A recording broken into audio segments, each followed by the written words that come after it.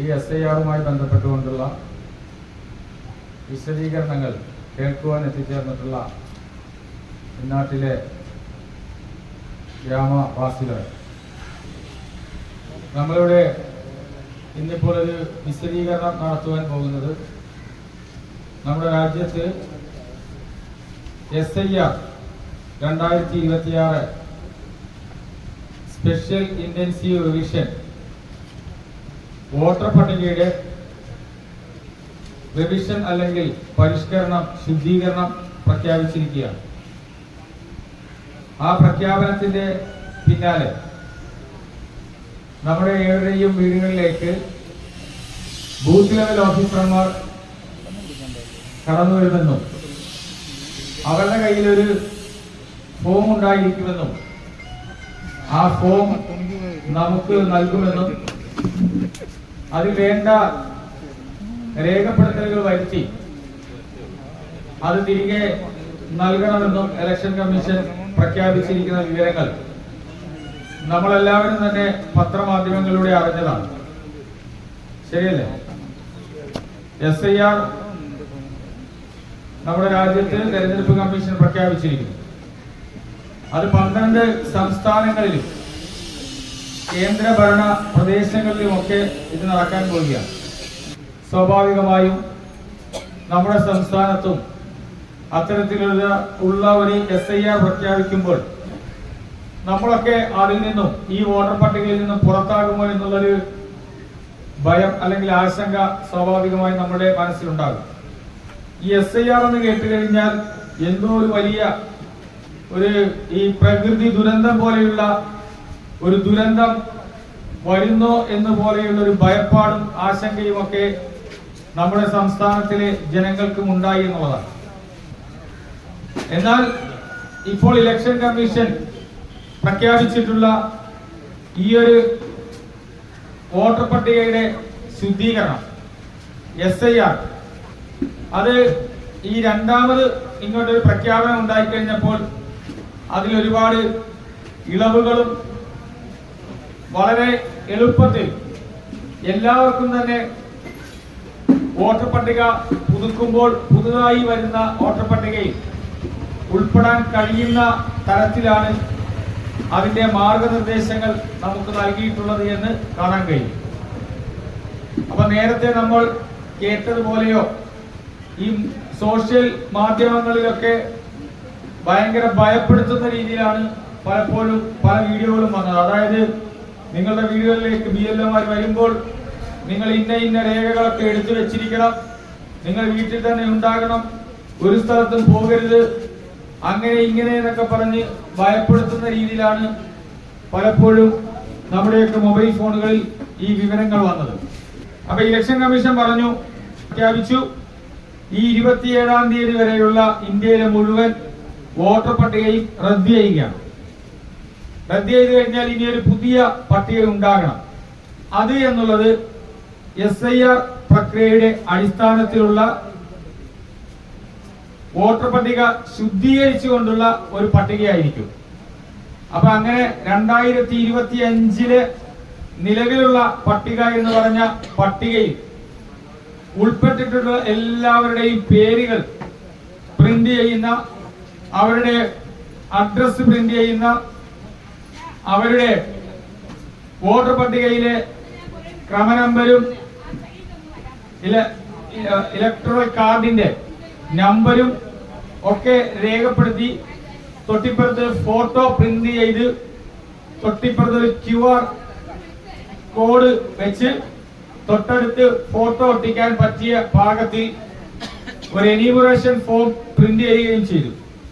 അതിന് ഈ വോട്ടർ പട്ടികയിൽ ഉള്ളതുപോലെ ഉള്ള വിവരങ്ങൾ ഉൾക്കൊള്ളിച്ചുകൊണ്ട് എന്യൂമറേഷൻ ഫോമുകൾ പ്രിന്റ് ചെയ്തപ്പോൾ നിങ്ങളുടെ എല്ലാവരുടെ കയ്യിലുണ്ടല്ലേ? അങ്ങനെ ആ പ്രിന്റിംഗ് നടന്നു. ആദ്യം 200, പിന്നെ 500 എന്നുള്ള നിലയിൽ ആ വോട്ടർ പട്ടികയിൽ 1200 പേരുണ്ടെങ്കിൽ അവരുടെ എല്ലാവരുടെയും BLO ഉണ്ടായിരുന്നല്ലോ, മൊത്തം കിട്ടിയ അദ്ദേഹത്തിന് ഈ പോളിംഗ് സ്റ്റേഷനിലെ 3 പേരാ BLO. അതിലിപ്പോ 2 പേര് പ്രസന്റ് ഉണ്ട്. അവര് ഇവിടെ വെച്ച് ഇഷ്യൂ ചെയ്യുന്നില്ല. ഇല്ല, അവര് ഞാൻ ചോദിച്ചത് 1200 വോട്ടർമാരാണ് ഒരു ബൂത്തിൽ ഉണ്ടാവുക, ഒരു പോളിംഗ് സ്റ്റേഷൻ. അപ്പൊ അത് മൊത്തം പ്രിന്റ് ചെയ്ത് കിട്ടിയോ എന്ന് അറിയാൻ വേണ്ടി ചോദിച്ചാ. കാരണം പലരും പറയുന്നുണ്ട് ഞങ്ങൾക്ക് കിട്ടിയില്ല എന്ന് പറയുന്നുണ്ട്. അപ്പൊ കിട്ടിയില്ല എന്ന് പറയുന്നവര് വിഷമിക്കേണ്ട. 2025 ഇപ്പോൾ നിലവിലുള്ള വോട്ടർ പട്ടികയിൽ പേരുള്ളവരാണ് എങ്കിൽ അവർക്കൊക്കെ എന്ത് കിട്ടും? അതായത് ആദ്യം 200-300 എണ്ണം പ്രിന്റ് ചെയ്തു. അപ്പൊ ആദ്യമുള്ള കുറച്ച് ആളുകൾക്കാണ് അത് കിട്ടുന്നത്. അങ്ങനെ ഇപ്പൊ ഏതാണ്ട് പ്രിന്റിങ് പൂർത്തിയായി കാണും. അങ്ങനെയെങ്കിൽ 1200 പേരുടെ വന്നിട്ടുണ്ട്. എന്നാൽ തന്നെ ഈ BLO മാർക്ക് ഈ 1200 പേപ്പർ കൊണ്ട് ഇറങ്ങാൻ പറ്റില്ല. അവരിറങ്ങുമ്പോൾ ഒരു ഏരിയയിലോട്ട് ഇറങ്ങുമ്പോൾ അവിടെയുള്ള വീടുകൾ ഏതൊക്കെയാണ് എന്ന് മനസ്സിലാക്കി അവരുടെ ഫോമുകളും എടുത്തുകൊണ്ട് 10-30 വീടുകളിൽ വിതരണം ചെയ്യുമ്പോൾ രാവിലെ തുടങ്ങിയാൽ ഉച്ചയാകും. ചെന്നൊന്ന് വിശദീകരിച്ച് കൊടുക്കണമല്ലോ. അങ്ങനെ അവര് ഉച്ചയായി തിരിച്ചു പോയി കഴിഞ്ഞാൽ പിന്നെ അടുത്ത ദിവസം. അപ്പൊ അതുകൊണ്ട് ഒരു പക്ഷെ എല്ലാവർക്കും പെട്ടെന്ന് കിട്ടിയെന്ന് വരില്ല. പക്ഷെ ഒരു കാര്യം ഉറപ്പാണ്, 2025 അതായത് ഈ കഴിഞ്ഞ 24 പാർലമെന്റ് തെരഞ്ഞെടുപ്പ് നടന്നായിരുന്നു. ആ തെരഞ്ഞെടുപ്പിൽ വോട്ട് ചെയ്തിട്ടുള്ള ഏറെക്കുറെ എല്ലാവരും ഈ പട്ടികയിൽ ഉണ്ടാകും. അപ്പൊ ആ പട്ടികയിലുള്ള എല്ലാവർക്കും തന്നെ എന്ത് ലഭിക്കും? ഈ ഫോം ലഭിക്കും. ഈ ഫോം കിട്ടുക എന്നുള്ളത് ഇപ്പൊ അവർ ഒന്നാണ് തന്നിട്ടുള്ളതെങ്കിലും ശരി 2 പകർപ്പാണ് എടുത്ത് കൊടുത്തിട്ടുള്ളത്. ഒന്ന് നമ്മളതങ്ങ് ഒപ്പിട്ടിട്ട് വേണ്ട രേഖപ്പെടുത്തലുകളൊക്കെ വരുത്തി ഒരു നല്ല ഫോട്ടോയൊക്കെ ഒട്ടിച്ചിട്ട് തിരിച്ചു കൊടുക്കണം. അപ്പൊ തിരിച്ചു കൊടുത്തു കഴിയുമ്പോൾ നമ്മളൊരെണ്ണം കൊടുത്തു എന്നുള്ള തെളിവായിട്ട് നമ്മുടെ കയ്യിൽ സൂക്ഷിക്കാൻ ഒരെണ്ണം ഒന്നേ തന്നിട്ടുള്ളൂ. അപ്പൊ നേരത്തെ അവർ കൊടുക്കാൻ എന്താണെന്നറിയാം, കിട്ടിയ പാതി കേൾക്കാത്ത പാതി എല്ലാം കൂടി എടുത്ത് ഫില്ല് ചെയ്ത് പലരും തെറ്റി വരുത്തി കഴിഞ്ഞപ്പോൾ അങ്ങോട്ട് വെട്ടലും തിരുത്തലും ഒക്കെയായി. അപ്പൊ അങ്ങനെ വരാതിരിക്കാൻ ചില BLO മാര് ഓരോന്ന് നൽകിയിട്ടുള്ളൂ. എന്തായാലും നമുക്ക് 2 എണ്ണം നൽകണമെന്നാണ് പറഞ്ഞിട്ടുള്ളത്. അങ്ങനെ ഈ BLO മാര് നവംബർ 4-ാം തീയതി മുതൽ ഡിസംബർ 4-ാം തീയതി വരെ വീടുകൾ കയറി ഇറങ്ങി ഇത് കൊടുക്കണമെന്നാണ് ഇലക്ഷൻ കമ്മീഷൻ നിർദ്ദേശിച്ചിട്ടുള്ളത്. അങ്ങനെ അവർ കൊടുത്തുകൊണ്ടിരിക്കുകയാണ്. എന്നാൽ ഇന്നും നാളെയും മറ്റന്നാളും ഒക്കെ ആയിട്ട് അവർ കൊടുത്തു തീർക്കുകയാണ്. കാരണം കേരളം മൊത്തം ഉള്ളത് വളരെ വേഗത്തിൽ വിതരണം ചെയ്ത് അവസാനിക്കാറായിക്കൊണ്ടിരിക്കുന്നു. ഇത് അവസാനിച്ചു കഴിഞ്ഞാൽ ഇത് തിരികെ വാങ്ങാൻ വേണ്ടി അവർ വരും. അപ്പോൾ അത് വേണ്ട രീതിയിൽ ഫില്ല് ചെയ്യുക എന്നുള്ളതാണ് ഇപ്പൊ ഏകദേശം നടന്നുകൊണ്ടിരിക്കുന്ന പ്രക്രിയ. അപ്പോഴ് ഒരു മാസം നവംബർ 4 മുതൽ ഡിസംബർ 4 വരെ, അങ്ങനെ ഡിസംബർ 4 വരെ ഉള്ളത് എല്ലാവരും തിരിച്ച് കൊടുക്കുകയും വാങ്ങുകയും നടന്നു കഴിയുമ്പോൾ ഡിസംബർ 9-ാം തീയതി ഒരു കരട് വോട്ടർ പട്ടിക പ്രസിദ്ധീകരിക്കും. എപ്പോഴാണ്? ഡിസംബർ 9-ാം തീയതി കരട് വോട്ടർ പട്ടിക പ്രസിദ്ധീകരിക്കുമ്പോൾ ഇത് തിരിച്ചു കൊടുത്ത എല്ലാവരും അതിനകത്ത് പെടും. ആരും ആശങ്കപ്പെടേണ്ട, ആരും ഭയപ്പെടേണ്ട. ഇത് തിരികെ കൊടുക്കുന്ന എല്ലാവരും തന്നെ എന്തിനകത്തുണ്ടായിരിക്കും? ഈ കരട് വോട്ടർ പട്ടികയിൽ പ്രസിദ്ധീകരിക്കുന്നതിലുണ്ടാകും. അപ്പൊ തിരികെ കൊടുക്കാൻ വേണ്ടിയുള്ള നമ്മുടെ ആ ഫോമില് നമ്മൾ വേണ്ട രേഖപ്പെടുത്തലുകൾ വരുത്തണം. ആ ഫോം എന്ന് ഇത് നമ്മുടെ ഇസ്മായിൽ കുഞ്ഞ് സാഹിബിന്റെ ഫോമാണ്. പേരുണ്ട്, മേൽവിലാസമുണ്ട്, തൊട്ടിപ്പുറത്ത് ക്രമ നമ്പറുണ്ട്, മറ്റത്യാവശ്യ കാര്യങ്ങളുണ്ട് പൂരിപ്പിക്കുന്ന. അങ്ങനെ ഫോട്ടോ ഉൾപ്പെടെ രേഖപ്പെടുത്തിയിട്ടാണ് തരുന്നത്. ഇതിന്റെ ആദ്യം ഒരു ഭാഗമുണ്ട്. ഈ പേരിന്റെ താഴെ ഒരു 3-2, 5-2, 7-2, 9 കാര്യങ്ങൾ. ജനന തീയതി, പിന്നെയോ ആധാർ നമ്പർ, മൊബൈൽ നമ്പർ, പിതാവിന്റെ രക്ഷിതാവിന്റെ പേര്, പിതാവിന്റെ രക്ഷിതാവിന്റെ എപ്പിക് നമ്പർ. എപ്പിക് എന്ന് പറഞ്ഞാൽ എന്തുവാ? എപ്പിക് എന്തുവാ എല്ലാവരും ചോദിക്കോ ഇപ്പൊ അല്ലെ? എപ്പിക് എന്ന് പറഞ്ഞാൽ നമ്മുടെ ID കാർഡില്ലേ, അത്രയുള്ള കാര്യം. അതിന്റെ ചുരുക്കം EPIC എന്നാണ് പറയുന്നത്. EPIC election photo ID card. നമ്മളെല്ലാവരും കിട്ടിയിട്ടുണ്ടല്ലോ ആ കാർഡ്. കാർഡ് നഷ്ടപ്പെട്ട് അത് പിന്നെ പറയാം, ഇത് ഓർത്ത് വെച്ചാൽ മതി. അപ്പൊ കാർഡ് ഉണ്ടല്ലോ, ആ കാർഡിലെ നമ്പറാണ് നമ്മൾ രേഖപ്പെടുത്തേണ്ടത്. പിന്നെ അങ്ങനെ നമ്മുടെ പിതാവിന്റെ ചോദിക്കുന്നുണ്ട്, മാതാവിന്റെ ചോദിക്കുന്നുണ്ട്, പങ്കാളിയുടെ പേര് ചോദിക്കുന്നുണ്ട്, ഈ പറയുന്ന ID card number, card number പറയുന്നിടത്തൊക്കെ പറയുന്നുണ്ട്. അത് ആധാർ ആണെങ്കിലും ID കാർഡ് ആണെങ്കിലും എപ്പിക് എന്ന് പറഞ്ഞ കാർഡാണെങ്കിലും ഉണ്ടെങ്കിൽ ചേർത്താൽ മതി. അതിന്റെ പേരിൽ കിട്ടിയില്ല എന്ന് പറഞ്ഞ് നമ്മളാരും വിഷമിക്കണ്ട, ഉണ്ടെങ്കിൽ നമ്മളത് രേഖപ്പെടുത്തുക. അപ്പൊ ആദ്യത്തെ ഭാഗം അങ്ങനെ കഴിയും. രണ്ടാമത്തെ ഭാഗം വന്നു കഴിഞ്ഞാൽ അവസാന SIR വോട്ടർ പട്ടികയിൽ ഉൾപ്പെട്ട വോട്ടറുടെ വിശദാംശങ്ങൾ എന്നാണ് പറഞ്ഞിരിക്കുന്നത്. അവിടെയല്ലേ നമുക്ക് ഇച്ചിരി സംശയം വരുന്നത്, ഫില്ല് ചെയ്യാൻ. അതായത് നമ്മളാകുന്ന വോട്ടർ ഈ ഫോം ഫില്ല് ചെയ്യുന്നു, മുകളിൽ അക്കാര്യങ്ങളൊക്കെ രേഖപ്പെടുത്തി എന്നിട്ട് പറയുകയാണ് നമ്മുടെ പേര് 2002 SIR വോട്ടർ പട്ടികയാണ്. അന്ന് 2002 SIR ഇതേപോലെ നടന്നു. അപ്പൊ 2002 SIR വോട്ടർ പട്ടികയിൽ നമ്മുടെ പേരുണ്ടെങ്കിൽ ആ പട്ടികയിലുള്ള വിവരങ്ങളാണ് ഈ പറഞ്ഞ ഈ ഭാഗത്ത് രേഖപ്പെടുത്തേണ്ടത്. ഏത് ഭാഗത്ത്? ഈ രണ്ടാം ഭാഗം എന്ന് പറയുന്നത് ഇവിടെ, ഇവിടെ ഇത്രയും ഭാഗം കണ്ടോ? അവിടെ ചോദിച്ചിരിക്കുന്നത് വോട്ടറുടെ പേര് മുകളിലുണ്ടല്ലോ, വോട്ടറുടെ പേര്. പക്ഷെ എങ്കിൽ ചിലപ്പോൾ ചെറിയ വ്യത്യാസങ്ങളൊക്കെ കാണും 2002 ആ പട്ടികയിലുള്ള വിവരങ്ങൾ. അപ്പം വോട്ടറുടെ പേര് എഴുതണം. പിന്നെ എന്താണ്? EPIC number. ചില ആളുകൾക്ക് ഇപ്പൊ കണ്ട പഴയ എപ്പിക് നമ്പർ ഇപ്പൊ 2025 പുതിയത് കിട്ടിക്കാണും. 25 ഈ അടുത്ത കാലത്ത് പുതുതായിട്ട് കിട്ടിയ ആളുകളുണ്ട്. ചിലർക്ക് പഴയതുകൊണ്ട് പുതിയതുണ്ട്. അപ്പൊ ഇവിടെ 2002 വോട്ടർ പട്ടിക സ്വാഭാവികമായും ഇപ്പൊ 20 വയസ്സായവര് ആരും 2002 ഇല്ല. ഇപ്പൊ ഏകദേശം 40 വയസ്സ് അല്ലെ കഴിഞ്ഞവരായിരിക്കും 2002 ഉണ്ടായിരിക്കുക. അങ്ങനെയുള്ളവര് ആ 2002 വോട്ടർ പട്ടികയിൽ ഉണ്ട് എങ്കിൽ കണ്ടുപിടിക്കാൻ ഇപ്പൊ എല്ലാ സംവിധാനങ്ങളും ഉണ്ട്. അപ്പൊ അതൊന്ന് കണ്ടുപിടിക്കണം. ചിലപ്പോ ഏതാണ്ട് 75% നമ്മുടെ BLOമാരില്ലേ, അവർ എഴുതിക്കൊണ്ടുവരും. ഇപ്പൊ എഴുതി അപ്പൊ BLOമാർക്ക് അത് കണ്ടുപിടിക്കാൻ എളുപ്പമാർഗമുണ്ട്. അവര് ഇപ്പൊ എന്റെ വീട്ടിലൊക്കെ കൊണ്ട് തന്നതിനകത്ത് എഴുതിയിട്ടുണ്ട്. അപ്പൊ ഇപ്പം നമ്മൾ ഏത് മണ്ഡലത്തിലാ? നിയമസഭാ മണ്ഡലം അമ്പലപ്പുഴ. 2002 മണ്ഡലം. അപ്പൊ അതിൽ വ്യത്യാസമില്ല. ചില ആളുകൾ ഈ അതിർത്തിയിൽ താമസിക്കുന്നുണ്ട്, മണ്ഡല അതിർത്തി. അപ്പൊ ഇങ്ങനെ പുനർക്രമീകരിക്കുമ്പോൾ മാറിപ്പോകും. ഉദാഹരണത്തിന് ഞങ്ങൾ ആലപ്പുഴയിൽ ആര്യാട് ഭാഗം, അവിടെ മാരാരിക്കുളം എന്നായിരുന്നു മുൻപറിഞ്ഞപ്പോൾ. ഈ ആര്യാട് കഴിഞ്ഞ് ഇങ്ങോട്ട് വന്ന് തലവടി മുതൽ കൈചൂണ്ടി മുതൽ അങ്ങോട്ട് പോകുമ്പോൾ ആലപ്പുഴയായിരുന്നു. പക്ഷെ ഇപ്പൊ എന്ത് ചെയ്തു? ആ മാരാരിക്കുളം എന്ന് പറഞ്ഞ ഏതാണ്ട് അതും ആലപ്പുഴ എല്ലാം കൂടി ചേർന്ന് ഇപ്പം ആലപ്പുഴ മാത്രമായി. അപ്പൊ അവര് 2002 നോക്കുമ്പോൾ ആലപ്പുഴയിലെ പട്ടികയിൽ നോക്കിയാൽ എന്തില്ല, കിട്ടത്തില്ല. അപ്പൊ അവരത് ഓർത്തിരുന്ന് പരിസരത്തുള്ളവരോടൊക്കെ ഒന്ന് അന്വേഷിച്ച് ഈ മണ്ഡലം ഏത് മണ്ഡലമായിരുന്നു, അത് ഇന്ന തന്നെ.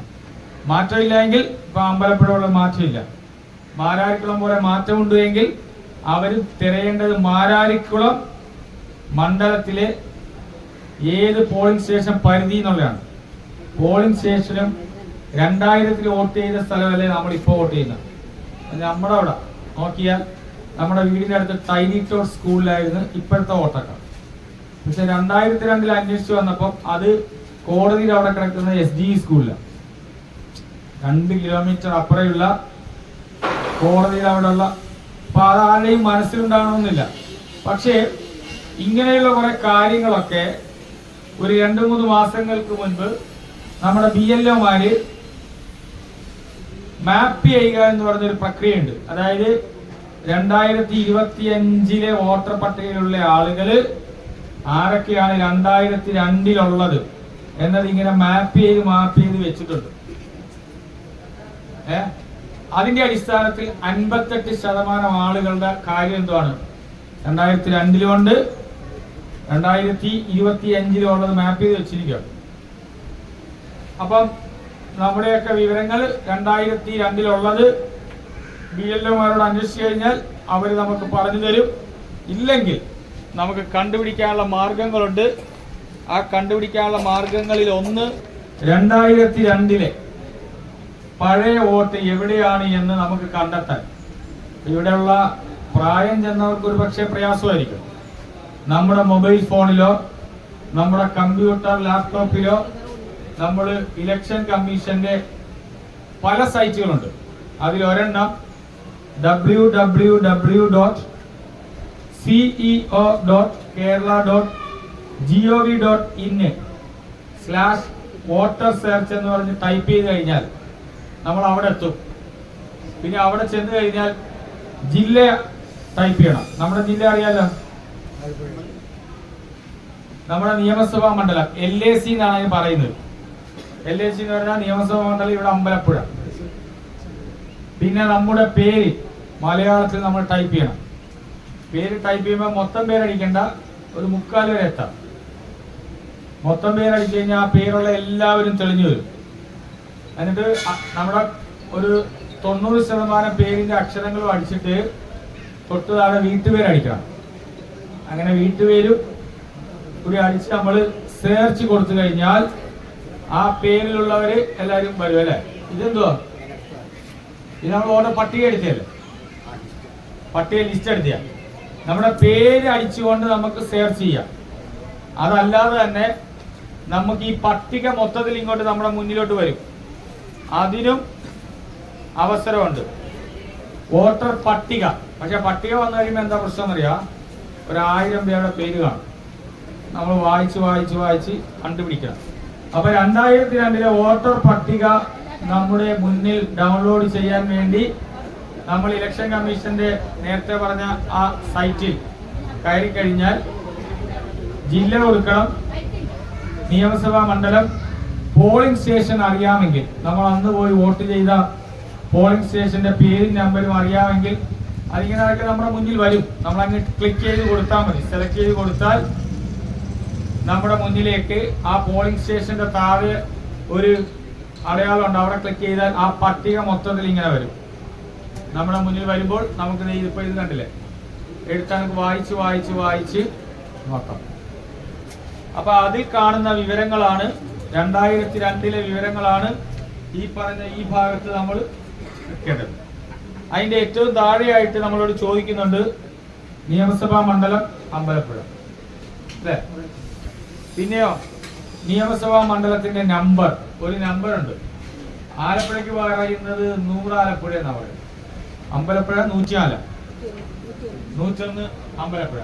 അപ്പൊ നമ്മള് നമ്പർ ചോദിക്കുന്നിടത്ത് 101 അമ്പലപ്പുഴ. തൊട്ടടുത്ത് ഭാഗം നമ്പർ എന്ന് ചോദിക്കുന്നുണ്ട്. ഭാഗം നമ്പർ എന്ന് പറഞ്ഞാൽ നമ്മുടെ പോളിംഗ് സ്റ്റേഷന്റെ പേരും നമ്പരുമാണ്. അപ്പൊ പഴയത് ഏതാ, 2002 നിങ്ങൾ വോട്ട് ചെയ്തത് എവിടെയാണോ അതിന്റെ പേര് ആയിരിക്കണം കൊടുക്കേണ്ടത്. പിന്നെ ആ വോട്ടർ പട്ടികയിൽ നമ്മുടെ ക്രമ നമ്പർ ഉണ്ട്, നമ്മൾ എത്രാമതാണ് കിടക്കുന്നത് എന്നുള്ളത്. അതും കൂടി രേഖപ്പെടുത്തി കഴിഞ്ഞാൽ SIR സംബന്ധിച്ച് നമുക്ക് രേഖപ്പെടുത്താനുള്ള നമ്മുടെ പേര് 2002 വോട്ടർ പട്ടികയിൽ ഉണ്ടെങ്കിൽ നമുക്ക് രേഖപ്പെടുത്താം. ഇനിയിപ്പോ നേരത്തെ പറഞ്ഞ രീതിയിൽ ചെറിയ പ്രായക്കാരാണ് എങ്കിൽ 2002 വോട്ടർ പട്ടികയിൽ ആര് കാണില്ല, നമ്മൾ കാണില്ല. പക്ഷേ നമ്മുടെ പിതാവ് ഉണ്ടാകാം, നമ്മുടെ മാതാവ് ഉണ്ടാകാം, നമ്മുടെ അതിന് മുകളിലുള്ള ആരാണ്, വല്യപ്പൻ, വല്യുപ്പ, ഗ്രാൻഡ് ഫാദറും ഗ്രാൻഡ് മദറും. അത് ഓരോ സ്ഥലത്തും ഓരോ മുത്തച്ഛൻ അല്ലേ, അങ്ങനെയൊക്കെയാണല്ലോ പറയുന്ന. നമ്മുടെ മാതാപിതാക്കളുടെ പിതാക്കന്മാർ അവരാരെങ്കിലും, നമ്മുടെ മാതാപിതാക്കളോ അവരുടെ പിതാക്കന്മാരോ മാതാക്കളോ ആരെങ്കിലും 2002 ഉണ്ട് എങ്കിൽ അതാണ് ഈ വലത്തെ സൈഡിൽ SIR എന്ന് പറഞ്ഞിട്ട് ഈ വലത്തെ സൈഡിൽ ചേർക്കേണ്ടത്. കാരണം എന്താ, നമ്മള് 2002 ഇല്ല. പിന്നെ നമുക്ക് ഇലക്ഷൻ കമ്മീഷൻ പറയുന്നത് എന്തുവാ, നമ്മുടെ മാതാപിതാക്കൾ. അപ്പൊ അത് 2002 ഉണ്ടോ എന്ന് ഈ പറഞ്ഞ രീതിയിലൊക്കെ പരിശോധിച്ച് നോക്കിയിട്ട് അത് രേഖപ്പെടുത്തുക. ഏറ്റവും താഴെ നിയമസഭാ മണ്ഡലം, പോളിംഗ് സ്റ്റേഷന്റെ പേര്, അവരുടെ ക്രമ നമ്പർ, അവരെത്രാമത്. അപ്പൊ ഈ ആരുടെയെങ്കിലും ഒരാളുടെ എഴുതിയാൽ മതി. അല്ലെങ്കിൽ മാതാപിതാക്കൾ 2 പേരുണ്ടെന്ന് പറഞ്ഞാൽ 2 പേരും കയറി എഴുതണ്ട, ആരെങ്കിലും ഒരാൾ. അപ്പൊ നമുക്കൊരു സംശയം ഉണ്ടാവും, അവര് ഇപ്പൊ ജീവിച്ചിരിപ്പില്ല, മരണപ്പെട്ടു പോയവരാണെങ്കിലോ ഒരു കുഴപ്പമില്ല. അവർ 2002 അവർ 2002 ഉള്ള ആ വിവരം അവരുടെ രേഖപ്പെടുത്തുക.